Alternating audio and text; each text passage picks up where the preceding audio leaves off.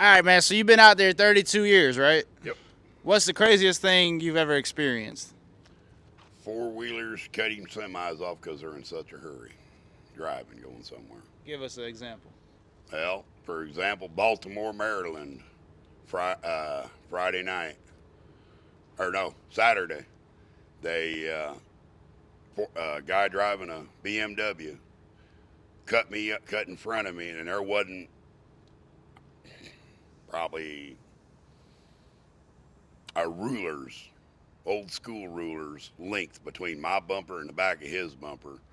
Cut me off, went up, cut the next car off, ran up the left shoulder into the center divider, and went right straight up the road. Just kept on plowing. I was like, you don't value your life, do you?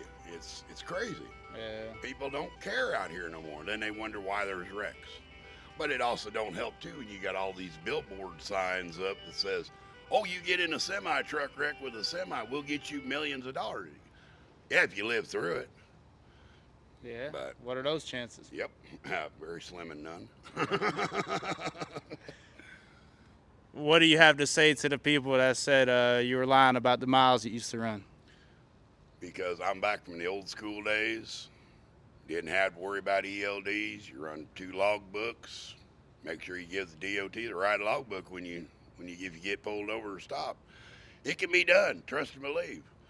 You can run 1,700, 1,800 mile a day. Yeah, it's illegal, but only if you get caught. I used to leave Vero Beach, Florida, and drive all the way to Kenosha, Wisconsin. Overnight, leave Tuesday morning, be sitting there Wednesday morning, 4:30 a.m. Unload, drop down to Chicago, reload, and straight to North Fork, Nebraska. When was this? Oh, we're talking back in the early 2000s, before they came out with the ELDs, and that's still on paper. How you feel about the ELD? It's got its good points, and it's got its bad points.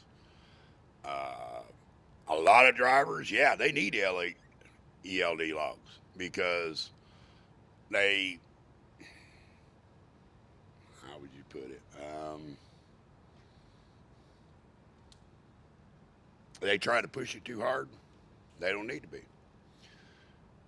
Yeah, I know how to push, and I get there safely, but I know my limits too. If I'm tired, I'm going to pull over. If the shipper or the receiver doesn't like it, hey, I'm the one that's commanding this truck. If I'm tired, I'm going to go to sleep. Yeah. Yes, I can do it, but we're also talking I was in my early 20s and 30s when I was doing overnights and that. I'm in the 50s now. Yeah, I can still do it, but yeah, I feel it later on. Oh yeah. But it can still be done if you know what you're doing. Keep that door closed. That's right. It's the only way you can do it. How do you feel about the people that say autonomous trucks are taking over the industry? They'll find out when the first family gets killed when that anonymous truck or self-driving truck runs over a family and kills them, and then they'll think twice about it. Because I still haven't figured out how it's supposed to know when it's supposed to stop and fuel, how it knows it's coming up on a traffic jam. Yeah, it's got sensors in that, but is them sensors reliable? Are they going to actually be able to stop that truck in time without killing somebody? No, I don't think so. I don't see it happening. I've been hearing too much stuff from friends of mine that run the West Coast that's seen the trucks, and they're not up to the standards that they're supposed to be that they say they can do. So I don't know. I haven't seen none of them yet, but they say they can see them. They're seeing them out on the West Coast, Yeah. California, and around Las Vegas, Nevada, and that. I don't want to see one. They look spooky to me.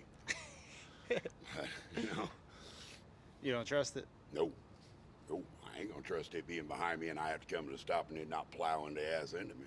Would you ever sit in one? Definitely not. No, ain't no way.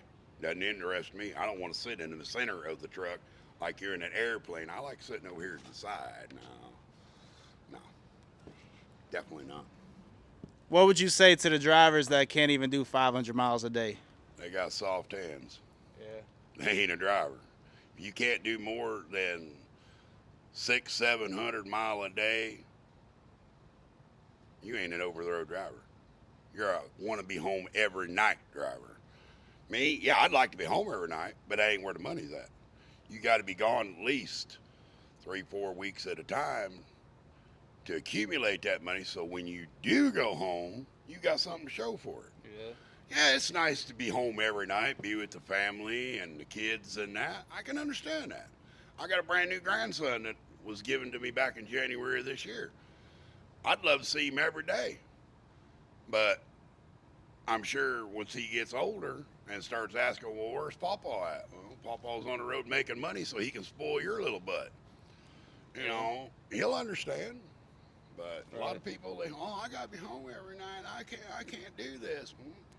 Then you better stay out of a cab truck and go flip you some burgers at McDonald's or something.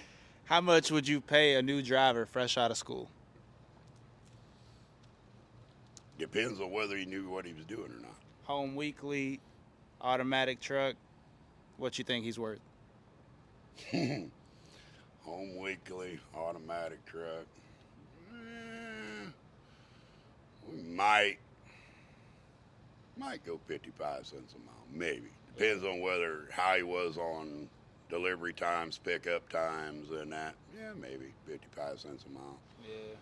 But he'd have to show me he knew what he was doing first. Yeah. Uncle Rod's been running rigs since '83. Hammered down, ain't nothing slowing him, you see. Old school blood, diesel in his veins, cigarettes burning through them endless plains. Merdzic company stamped on the side,